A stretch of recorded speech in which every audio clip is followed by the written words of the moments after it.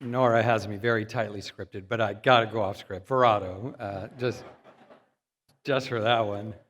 What a great song! What a great turnout! Thank you all so much for being here. What I'm thinking as I'm walking up stage. What am I waiting for? What am I waiting for? Well, I'll tell you.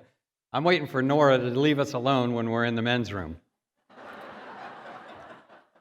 So I'm really thrilled that we're almost through this luncheon.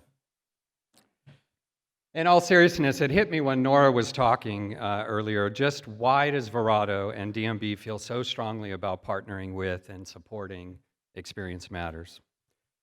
And we're kindred spirits, and I think you'll see in a moment when we hear from Robert Egger that he too is a kindred spirit. It's this deep commitment to community that drives us in Verado.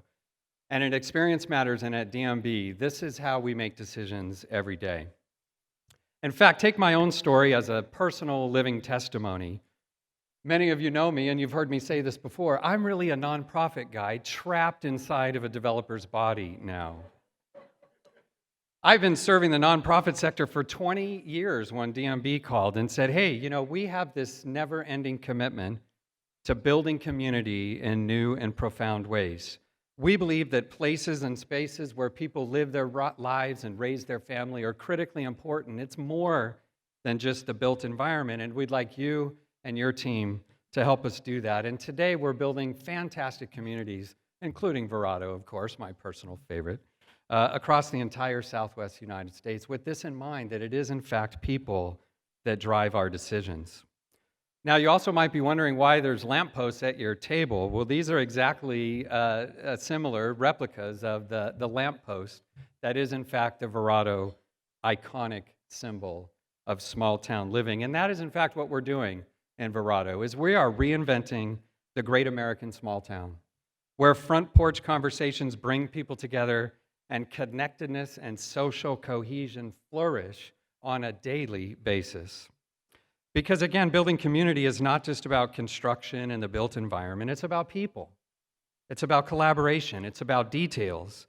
It's about creating spaces to create moments like the one we had on Sunday when our guest of honor, Robert Egger, joined us in the Verado community with about 60 or so of his new closest friends. And we had an enlightening and engaging conversation in a gorgeous setting like we often do in Verado. Now, I met Robert many years ago, and I was drawn to him instantly because of his big picture thinking, his big vision. Robert cares about building community. He cares about building community for everyone. Experience matters and community matters. Robert gets that. At DMB, we get that. And I know Experience Matters, and Nora and our board and our team certainly get that. So buckle up, folks, and be prepared to think about community a little differently. I've had the pleasure of spending the last 3 days with Robert, and so, it's starting to rub off. So I'm just going to say this. Dude, you're going to dig this cat. Ladies and gentlemen, please join me in welcoming to the stage the founder of the DC Central Kitchen and the LA Kitchen, and my good friend, Robert Egger.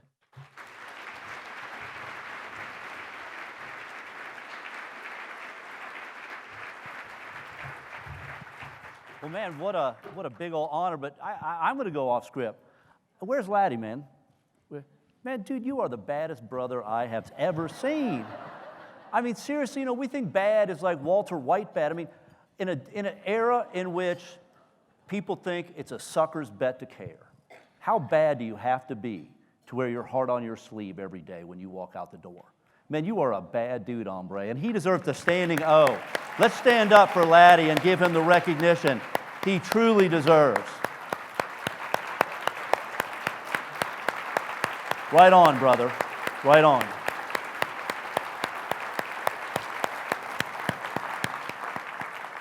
Well, I tell you, man, we're talking a lot about moments. Like many people, man, I believe in moments. I look for moments. I've had many, many moments. I'm having one right now.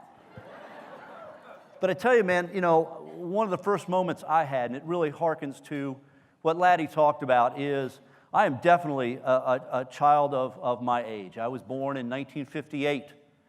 Best year, I might add. It's me, Madonna, Prince, Michael Jackson, Kevin Bacon, Ellen DeGeneres, Alec Baldwin, It doesn't get any better than us except for Laddie, but he's an honorary 58er. But anyway, when I was 10, the world was a crazy place. There was a lot. It was a very, very, very tough time. And as many of you all remember, it was in April that word came that Dr. King had been assassinated in Memphis, Tennessee. And as a young man, this was the first presidential election cycle that I was really excited about. And like many young people, I almost didn't really understand the depth of politics as much as I was more intrigued by the inspirational people. I came up at a time when, in my opinion, giants walked the earth. You could almost take your pick as a young man. You had Neil Armstrong. You had Jimi Hendrix, Janis Joplin, you had Santana. You had Cesar Chavez. You had all kinds, Barbara Jordan. You had so many. You had Sandra Day O'Connor.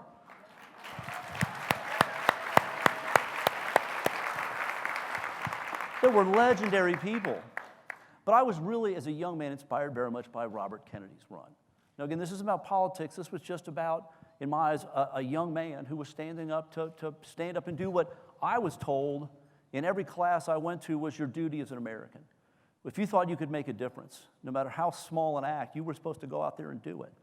So it was with a great sense of sadness, when my father woke me up on that June morning to tell me that Robert Kennedy had been assassinated in Los Angeles, where we were living at the time.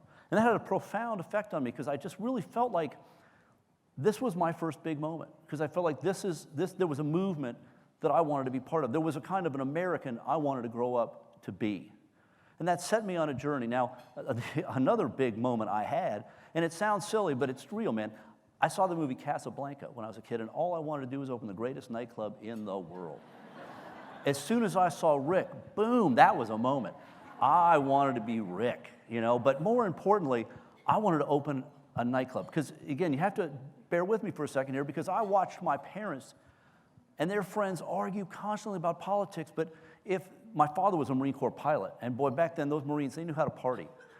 If you put on a Motown record, man, everybody danced, and I became mesmerized because so often what I heard in the music were ideas that would cause them to argue politically, yet if they could hear it put to music, somehow they lowered their guard. They opened up a little bit more, and that interested me. This idea of a nightclub where you could really use music, in a purposeful way to really draw people in, to keep these ideas, these dreams alive. Now, again, I followed that dream with a young man's fervor. I really barely graduated high school because all I wanted to do was get up into Washington, D.C., where my father, since at the war end, he had been transferred to Marine Corps headquarters, and we had moved there. And, I could hardly wait to start this career, to follow this dream, this passion I had. But I made a real big mistake. One night, as many of you all know, in Washington, D.C., and just about every city in America, in the 1980s, homelessness really started to appear in a major way. We all know there's always been people on the fringe, people on the outside. But to see people sleeping, right in front of the Capitol or by the White House, or on the lips, first men, but then women, and then oftentimes families, it was very confusing. And I should oftentimes, start every speech by saying, hello, my name is Robert, and I'm a recovering hypocrite. Because I had spent my entire youth dreaming of changing the world with music, yet, boy, I tell you, man, when they asked me to go out on one of these trucks to serve poor people out in the nation's capital, I looked for every reason not to go.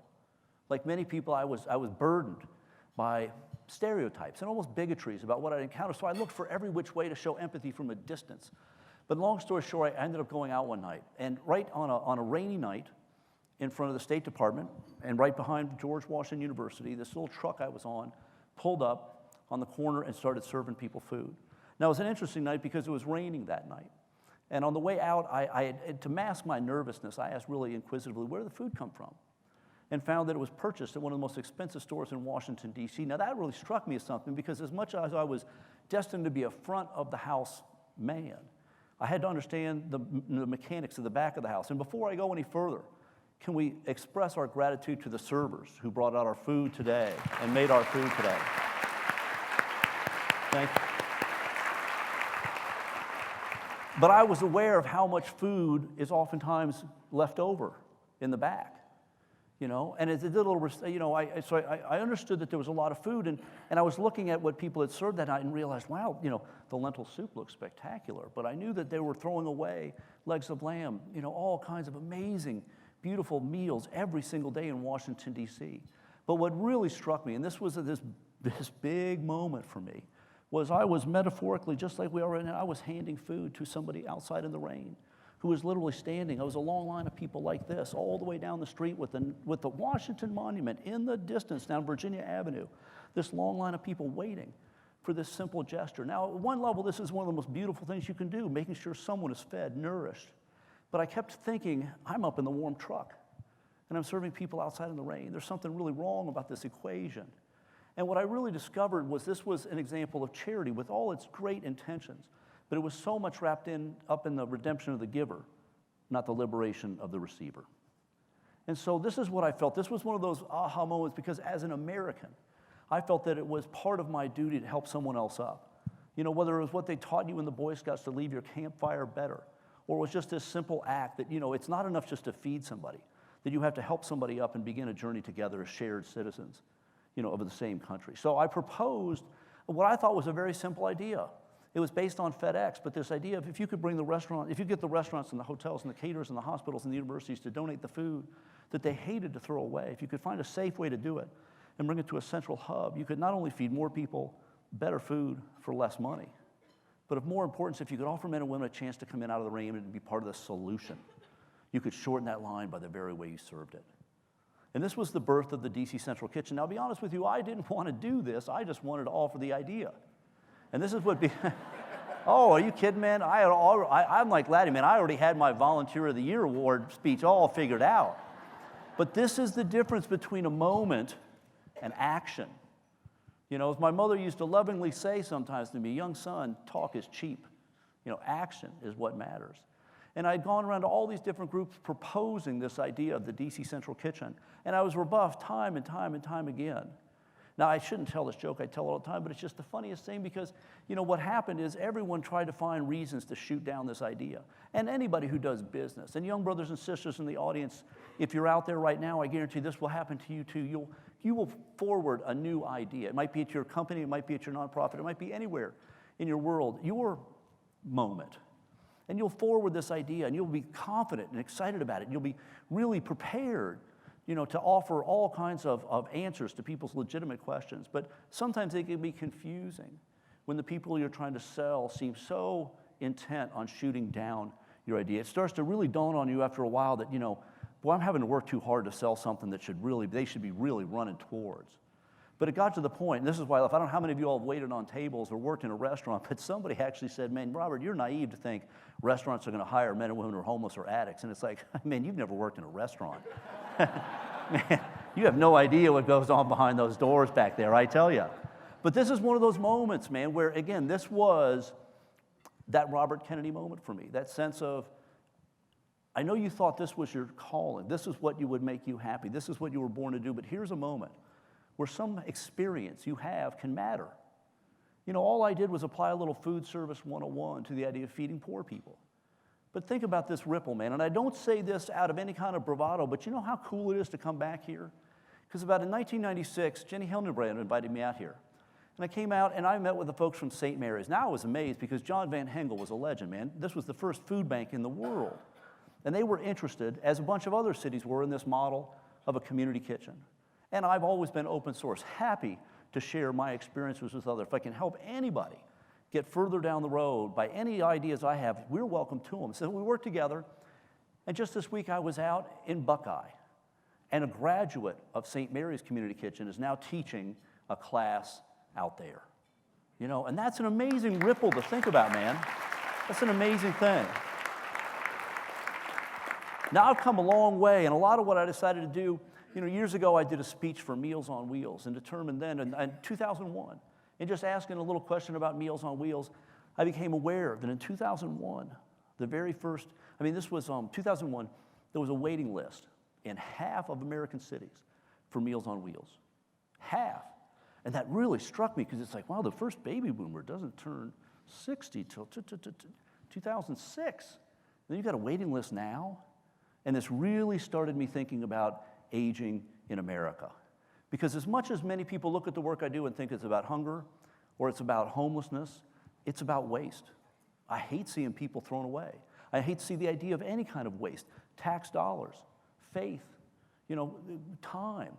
All these things that Americans contribute in ACEs. Every single year, Americans contribute about $300 billion a year to charity. Almost 100 million people volunteer. Nonprofits are an amazing part of who we are as a people in our country. And in fact, if you'll do me a favor and get out your iPhones, we're going to have a little thing right here, because one of the great aces in the deck that people don't really understand is the nonprofit sector. So I would ask you out there right now, how much revenue is generated annually by Arizona nonprofits? Is it 1 billion, 10 billion, 25 billion? And 25 billion is a tidy sum. Or is it more than 25 billion? This is an amazing thing, because oftentimes people think of nonprofits and they don't realize that we produce the best profit in America. Every single graduate of Arizona is a product of a nonprofit. Nonprofits are arts and culture. It's communities of faith. It's hospitals. It's universities. It's people that keep clean air and water and preserve. It's the Conservation Corps. Where are the Conservation Corps folks in the audience? I know, come on, you all can make more noise. You were wearing hats here, for heaven's sakes. Well, anyway, the answer, boom, it's $28 billion. $28 billion that nonprofits in this state bring in. And that really interests me, because I'm really interested in our role as a sector in the future of our country. I was shocked in the last presidential cycle, and I hope this doesn't happen again. Not one candidate for the office of president talked about the role of the nonprofit sector in their plan to rebuild the American economy. And not only that, but not one candidate talked about our elders in America. The 100 million baby boomers. Think about it. When I came up here, I think it was Nora mentioned there's a million people, a million baby boomers in the state. That means pretty soon you're going to have almost 50 million years worth of experience in this state. And this is really a big deal, man. People don't think about this. The baby boomers represent the deepest well of life experience in the history of the world.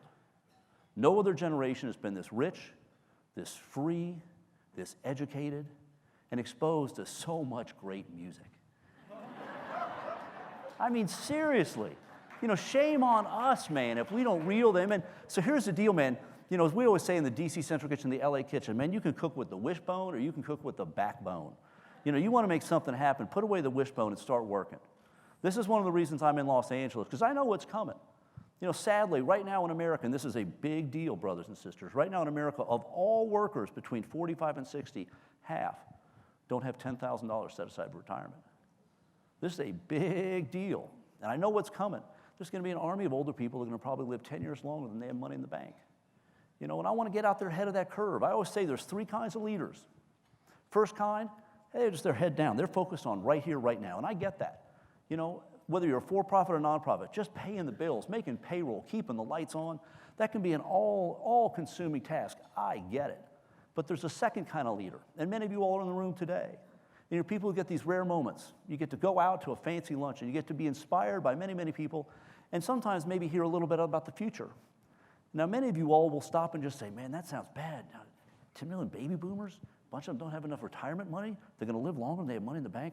And you'll brace and wait for the future to come. Oh, man, that's gonna hurt.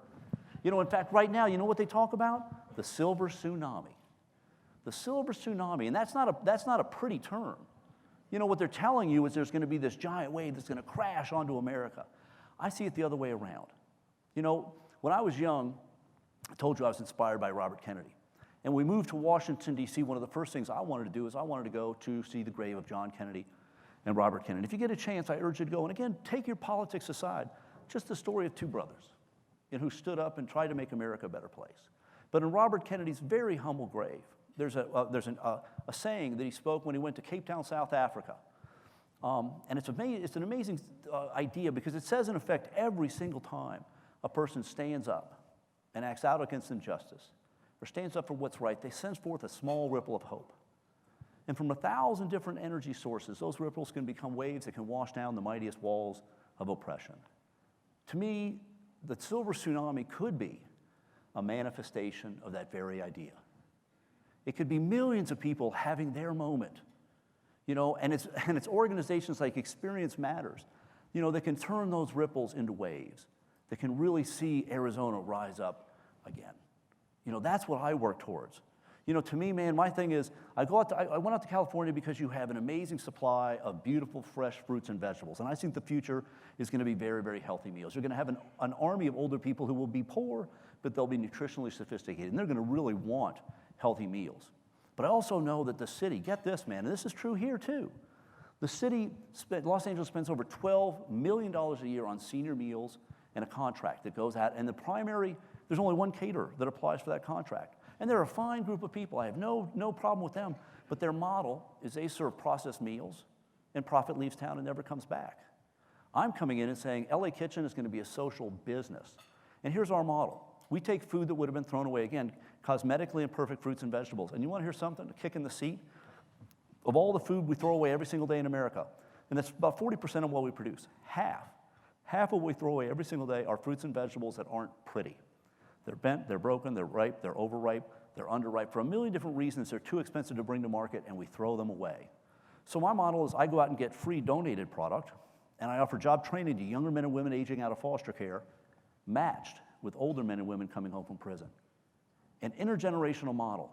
Imagine a younger generation who sadly, statistically, are destined for the road, the streets, or even prison. Imagine the opportunity of an older person.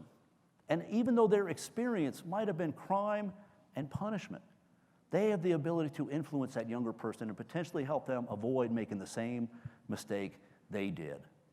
And in that might find their new moment in which they can find that way to stay out because they're helping somebody else avoid the same journey and the same mistake they made. Now together, those men and women will work for volunteers. And listen to me here, man, there's two things I'm going to tell you today. Intergenerational is the future.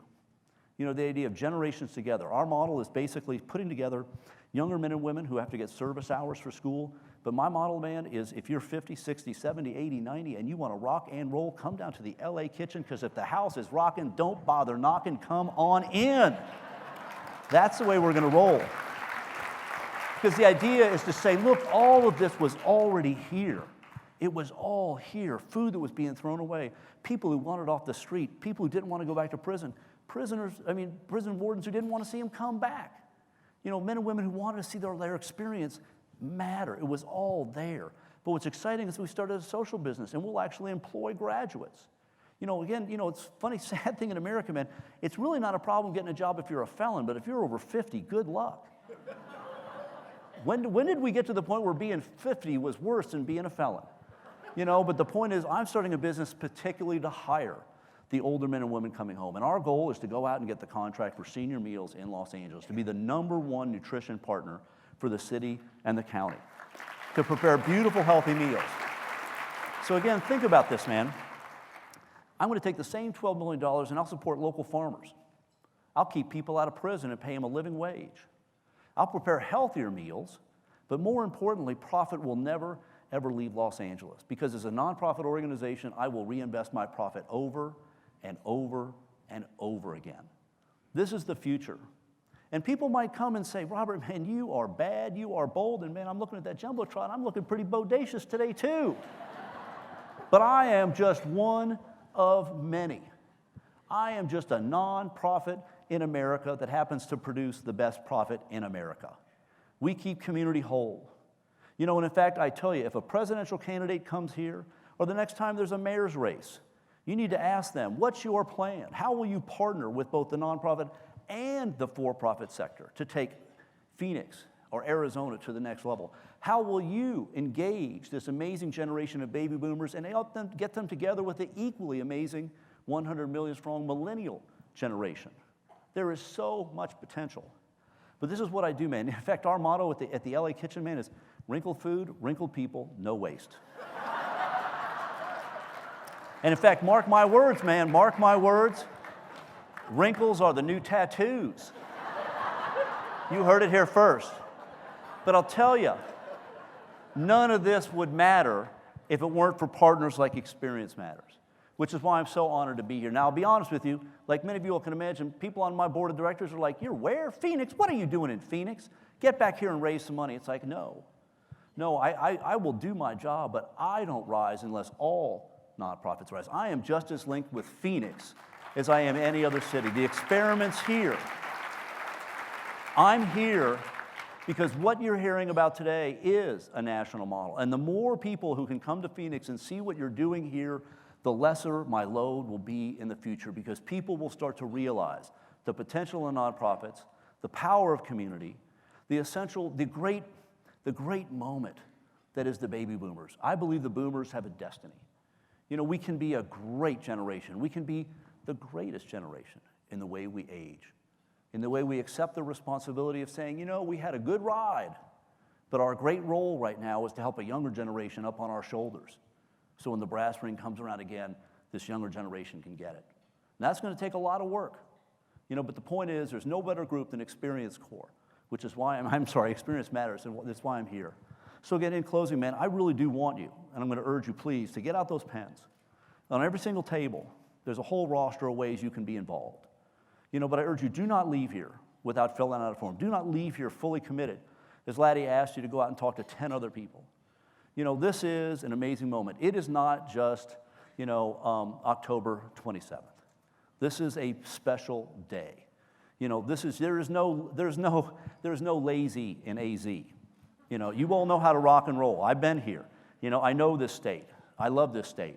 You know, my father just passed in this state. He spent his final few years down in Sierra Vista living with my sister right near the Huachuca Mountains. And every day she'd put him in a car and drive him around so he could take in this beautiful, beautiful state. He loved it here. And because of that, I love it here too. You know, you have an amazing community. Grab a hold of it, Arizona. Don't let it go. Make every experience matter. Thank you very, very much.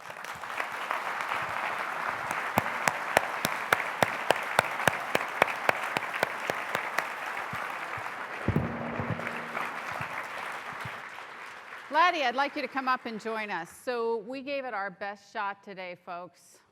If we didn't inspire you to take your next step, I don't know what will. So we asked you on the website and on the card. Let's see how we did so far, because Laddie and Robert and I urge you to live into your moment.